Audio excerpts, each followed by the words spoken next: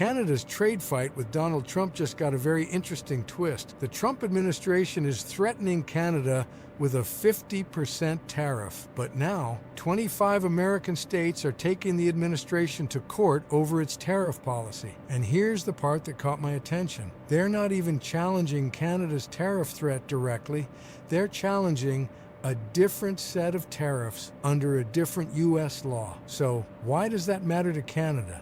Because for the first time, Washington's own states could end up becoming an unexpected ally in a trade fight that Canada is already preparing for. So, no, this lawsuit does not magically erase Canada's tariff, but it could make Washington's broader trade strategy harder to defend, and the timing is hard to ignore. Canada's August 19th deadline is getting closer. At the same time, inside the United States, 25 states are arguing that the administration may have pushed presidential tariff authority further than Congress intended. Until now, this has mostly looked like Ottawa versus Washington. Canada negotiates. Trump responds. Canada threatens retaliation. Washington threatens another tariff. Now, there is another fight happening inside America itself, and that matters to Canadians. Here's what the states are actually arguing.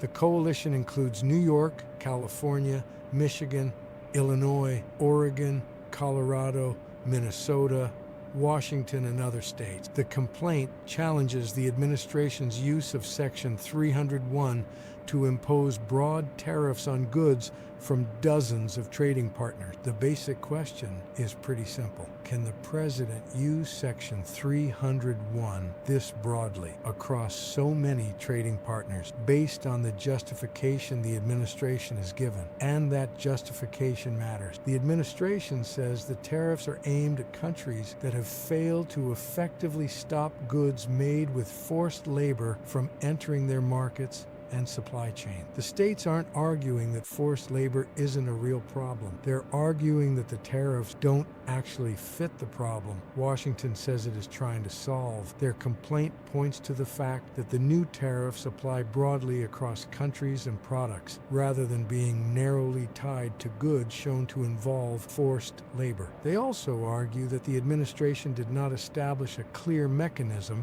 showing how a country could get the tariffs removed by improving its forced labor enforcement. In other words, the states want the court to look at the connection between the problem and the punishment. Where is the link? What exactly was investigated? Why are countries with very different policies being treated so similarly? And what would have to change for the tariffs to come off? Those questions are at the heart of the case. That is where the word pretext comes in. In plain English, the states are alleging that forced labor may be the stated legal reason for the tariff, while the broader objective is something else, continuing a much wider tariff strategy that the administration had already pursued under other legal authorities. That's a serious allegation, but it's still an allegation. The court has not ruled that the states are right. The administration has a defense. The White House says the tariffs are a lawful response to unfair trade practices and argues that foreign governments' failure to prevent forced labor goods from entering their markets burdens American commerce. And Section 301 is not some obscure law that has never been used for trade policy. Previous administrations have used it to respond to unfair or discriminatory practices. The state's argument is narrower. They say this particular use of Section 301 is too broad and doesn't satisfy the law's requirement. Then there is another hurdle: standing. Basically, do these states have the legal right to bring this particular challenge? That's not a technical footnote. If the court decides the states don't have standing, the case could run into trouble before judges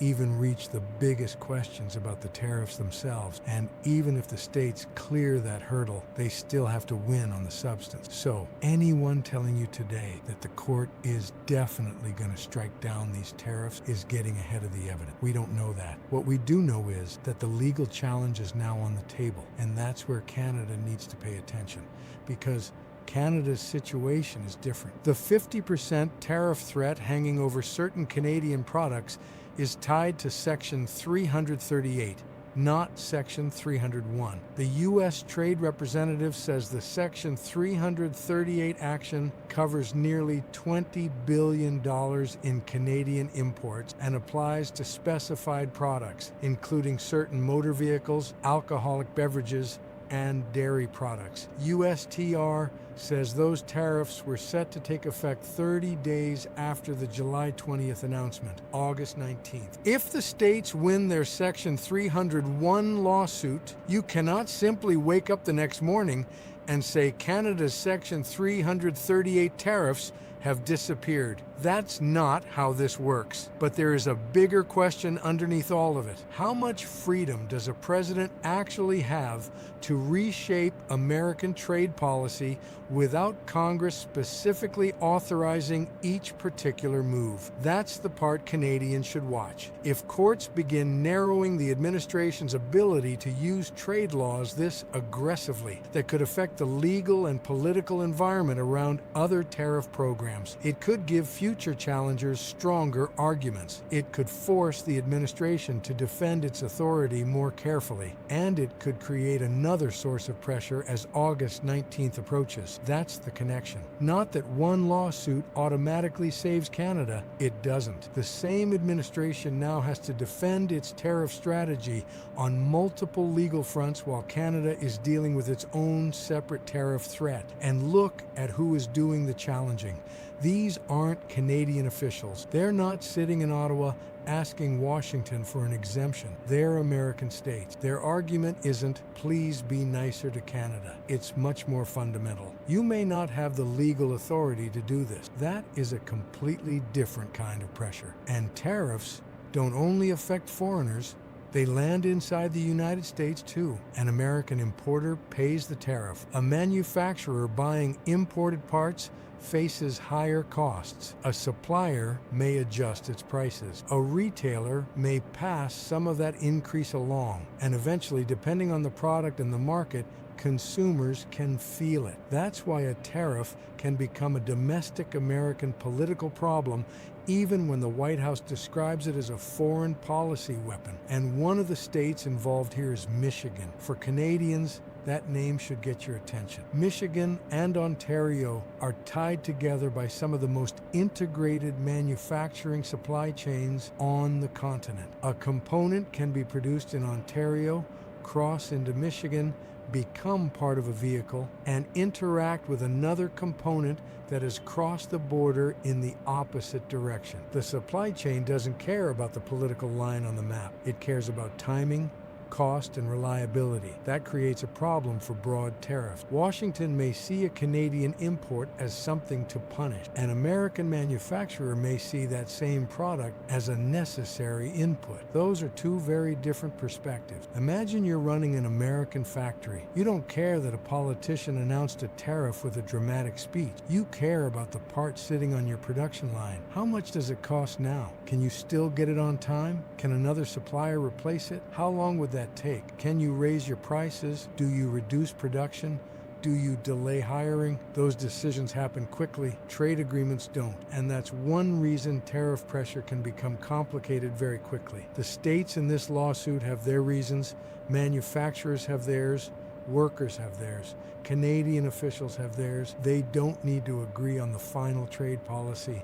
They only need to run into the same problem. And that's what Ottawa should be watching, not whether these American states suddenly became Canada's ally. They didn't. I actually think ally is the wrong word here. These states aren't taking Canada to court on Canada's behalf. They have their own economic interests and their own legal argument. If Canada benefits from their lawsuit, that's a side effect of the fight, not necessarily its purpose. And that's more interesting than the simple America is helping Canada storyline. Canada doesn't need these states to care about Canada. It only needs their legal fight to create additional pressure around the same tariff strategy Ottawa is trying to survive. There's another catch. A lawsuit is not an injunction. An injunction is not a final judgment. And a final judgment isn't necessarily the end of the case if an appeal follows. The legal system moves at a very different speed from a trade war. Washington can announce a tariff in minutes. A company can change an order today. A shipment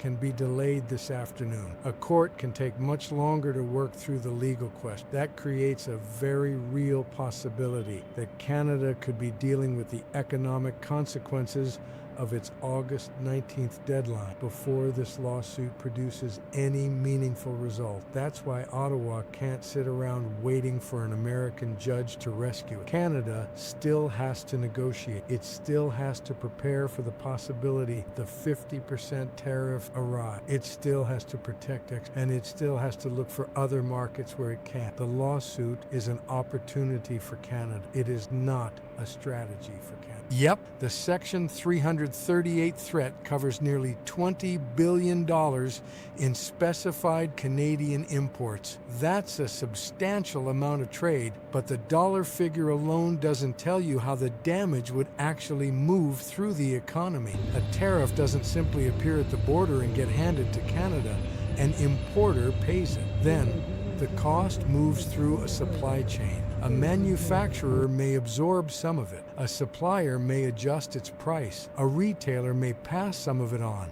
And sometimes, the consumer ends up paying part of the bill. How much depends on the product and the market. But that's precisely why tariffs can create political problems inside the country imposing them. The economic pain doesn't stop at the border. If American businesses begin telling Washington that a policy is making their own operations more expensive, the White House has a problem that Ottawa can't manufacture on its own. That's domestic pressure. And domestic pressure can be much harder for a president to ignore than criticism from another government. Now, there is another reason the timing matters.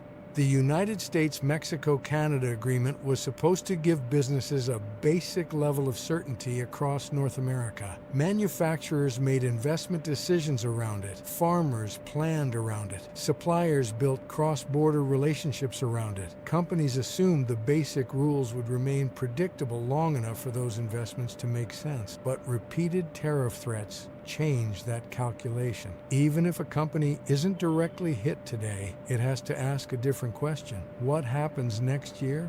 And the year after that? If a manufacturer is considering a new plant, uncertainty itself becomes a cost. If a farmer is deciding where to sell a crop, the reliability of the border matters. If a Canadian company is considering expanding into the United States, it has to think about whether another tariff announcement could suddenly change the economics. That's the damage you won't necessarily see in a headline about the tariff rate. It's the uncertainty underneath it. And that is why the USMCA question matters. This isn't only about whether one tariff survives one court challenge. It's about whether North American businesses can continue planning around a stable economic relationship. The administration's bargaining position is based partly on a very obvious reality. The American economy is much larger than Canada's. Canada depends heavily on access to the American market. Washington has leverage, but integration cuts both ways. An American factory can depend on Canadian steel. A Canadian manufacturer can depend on American machinery. A Mexican assembly plant can depend on components moving through both countries. Once those supply chains exist, breaking them isn't free. And that is the argument Canada has been trying to make. Not that America needs Canada more than Canada needs America. That would be far too simplistic. The stronger argument is this: you cannot disrupt a deeply integrated supply chain without creating costs on your own side of the border. That's harder to dismiss. And it brings us back to the lawsuit. If the states are successful, the immediate result may not be a lower Canadian tariff. The more important result could be legal. A ruling against the administration could narrow how broadly the White House can use certain trade authorities. It could give future challengers stronger arguments. It could make the administration more cautious about relying on existing statutes to create sweeping new tariff programs, and it could increase pressure to involve Congress more directly. But that's potential leverage, not a guaranteed victory. We're not at the point where anyone can honestly declare a winner. Canada hasn't won. Trump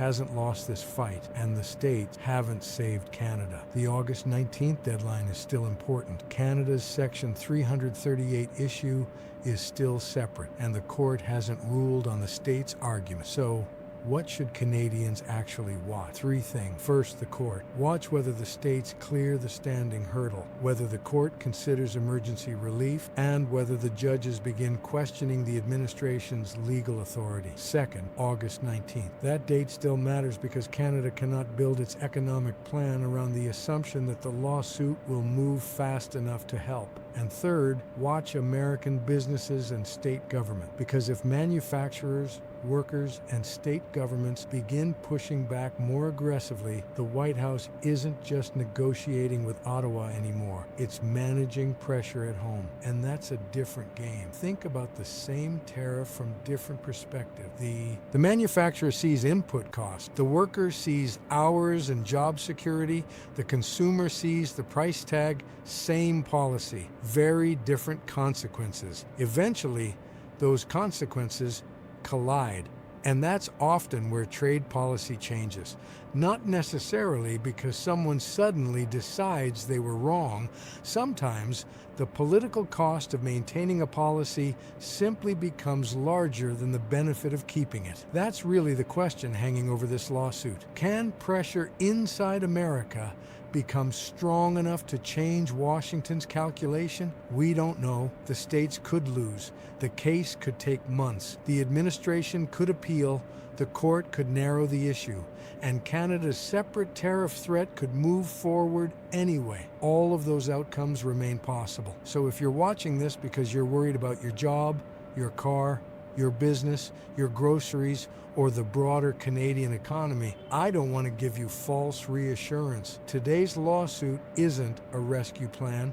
It's a new variable, and potentially a very important one. For weeks, this trade fight has looked like a contest between Ottawa and Washington. Now, there is another front. American states are challenging the administration inside the U.S. legal system. American businesses are dealing with the cost of tariffs inside their own supply chains, and Canada is still trying to protect its access to the largest market it has. Those interests aren't identical, but they can push in the same direction. That's the surprise. Not that America suddenly became Canada's friend, not that the August 19th tariff disappeared, and not that Canada somehow won the trade war. The surprise is that some of the pressure on Washington is now coming from inside the United States itself, and that could matter. So here's where I land. I wouldn't call today a Canadian victory. I'd call it leverage, potentially significant leverage. But leverage only matters if someone knows how to use it. Ottawa still has to negotiate. Canadian businesses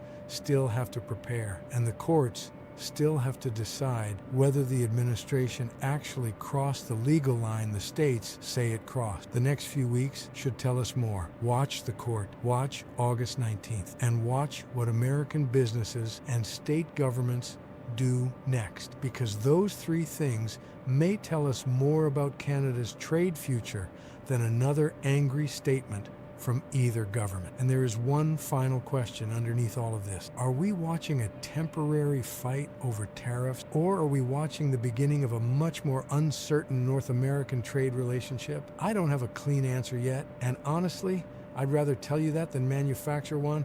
I'm David, your news translator. I take complicated Canada-US stories and break them down without the panic, without the cheerleading, and without pretending we know the ending before it happens. If you want the next update, when the court responds, subscribe. And tell me what you're watching most closely. The 50% tariffs, the court case, or the future of USMCA. I'll see you in the next one.